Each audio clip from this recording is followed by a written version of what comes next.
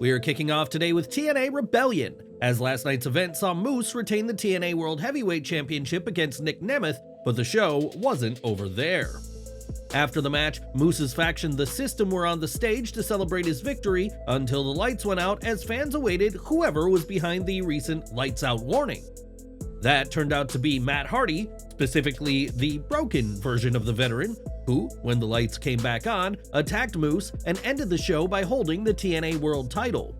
Matt's TNA return comes mere weeks after his AEW contract expired and puts to bed speculation that he'd be a part of the rumored Uncle Howdy-led faction coming to WWE. TNA is where Matt reached the pinnacle of his singles success, as he is a two-time TNA World Champion and would clearly love to add a third title to his collection. It seems clear that Matt will get his title shot when the time is right, but what do you make of his return to TNA? Should he have joined WWE instead? Let us know in the comments.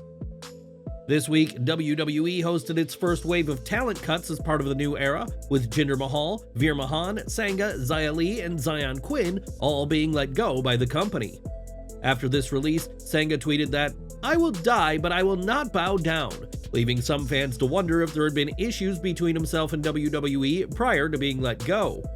In a video post-release, Sanga did speak of having issues with a lack of Indian representation in WWE and believes that somebody from the country should be near the top of the card. Sanga made clear he wasn't personally advocating for himself, but said that while WWE always tries to seek the massive Indian fan base on social media, they don't push Indian talent. Sanga's last match was in the Andre the Giant Memorial Battle Royal on the April 5th, 2024 episode of SmackDown, and his entire WWE run was lacking in meaningful storylines.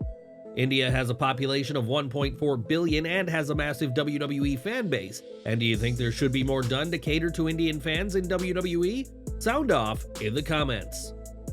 In the closing moments of this week's Raw, Chad Gable snapped and turned on Sami Zayn, launching into an attack on the Intercontinental Champion in front of his family. For some time, Gable has been the leader of the Alpha Academy, but it appears that this new run as a heel will see the Olympian team with some other superstars. As Brian Alvarez of the Wrestling Observer was first to report, the plan is now for the Creed brothers to be turned heel and form a faction of talented technicians with Chad Gable. This has already been teased, as following Chad's turn, Julius Creed tweeted, "Ready, willing, and," which is a nod to Chad's Ready, Willing, and Gable catchphrase early in his WWE career. The Creeds have impressed on Raw so far, but have yet to hold tag gold, and do you think a heel turn and Gable alignment will push them to the next level? Sound off down in the comments.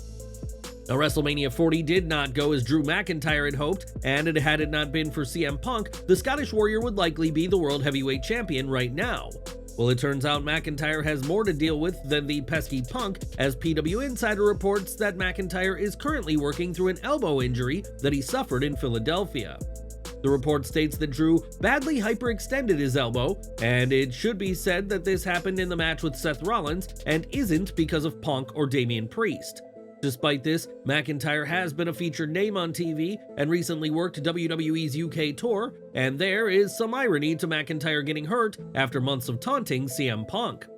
McIntyre isn't advertised for Backlash France, and with his contract in WWE continuing to tick away, it'll be interesting to see what he does next, given this WrestleMania injury.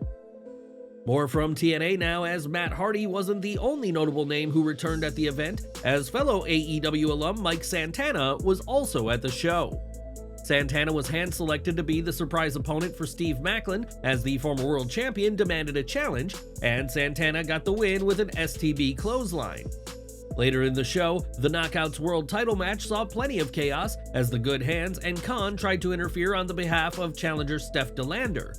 This brought out PCO and the returning Sami Callihan to even the odds, and Jordynne Grace was able to get the win amid this chaos to keep her reign going strong.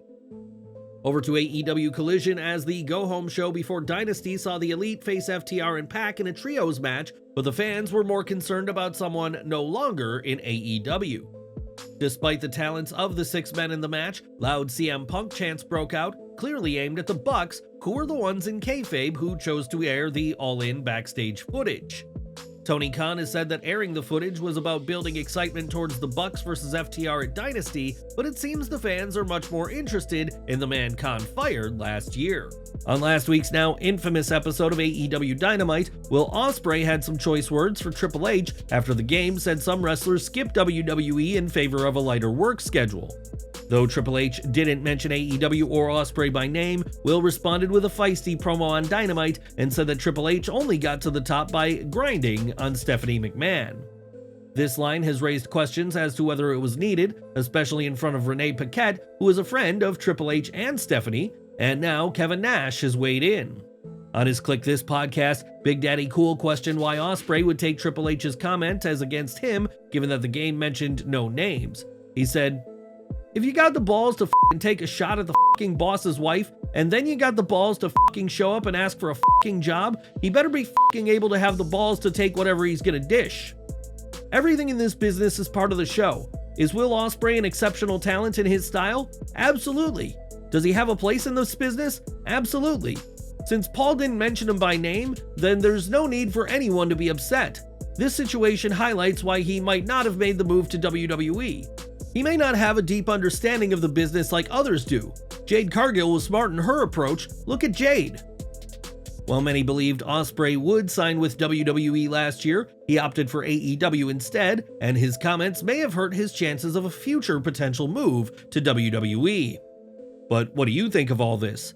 Was Ospreay out of line with his comment, or is anything fair game in the world of pro wrestling?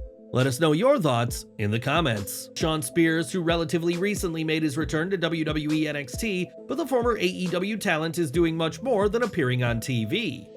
Fightful Select reports that Spears was working as a producer at this week's show and has overshadowed veteran Johnny Moss as Spears broadens his roles outside the squared circle. It was just a few days ago that Rob Schamberger, an artist who'd worked with WWE for over a decade, announced that he'd parted ways with the company and was excited for a new chapter. Well, it now appears that this new chapter will be an all-elite one, as PW Insider reports that Schamberger is set to join AEW with an official announcement expected for next Monday. Schamberger is the latest WWE name to join AEW, following the likes of Jennifer Pepperman and Kosha Irby, with the latter joining AEW last month after a previous 6 years as WWE's Director of Live Events. Schamberger's distinct art style has made him very popular among wrestling fans, and those fans will now be able to acquire his art as part of All Elite Wrestling. And we're ending today with The Undertaker, who appeared at this year's Hall of Fame ceremony, but his role in inducting Muhammad Ali earned the Phenom some backlash. On his 6 Feet Under podcast, The Undertaker explained that some veterans were critical of him for inducting the legendary boxer, giving Ali's famed stance against the Vietnam War. He said, "Muhammad Ali refused to go into military service. He didn't want to go to Vietnam. He didn't see why he should go 6,000 miles from home and fight somebody he had no problem with. Veterans were like, 'I thought The Undertaker was a patriot.' Man, kiss my patriot ass." On the podcast, Undertaker added that he resented Ali not going to Vietnam for years and still believes the boxer should have fought despite his stance against the violence. Ultimately, Ali's decision didn't hurt his legacy as one of boxing's all-time greats, and it was fitting to see him inducted into the Hall of Fame for his sporting achievements.